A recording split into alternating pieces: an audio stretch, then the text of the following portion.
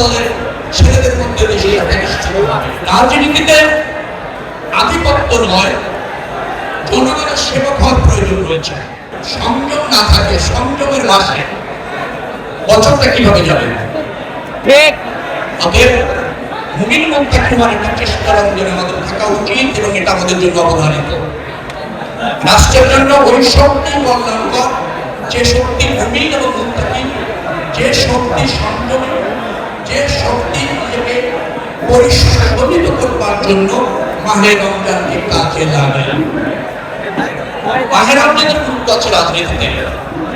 একজন ছাত্র মুসলিম সারাটি বছর কিভাবে চলবে, কি করবে, কিভাবে ভাববে, সেই প্রশিক্ষণ মাস হচ্ছে মাহে রমজান।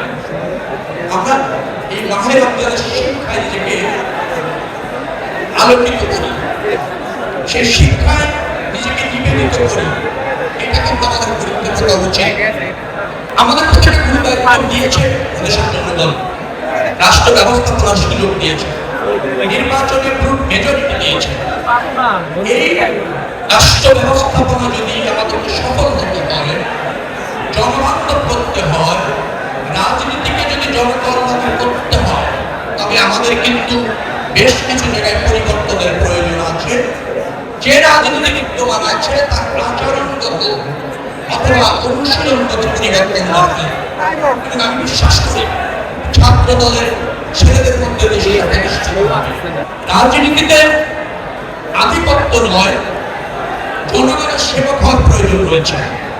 রাষ্ট্রকে ধারণ করার প্রয়োজন রয়েছে।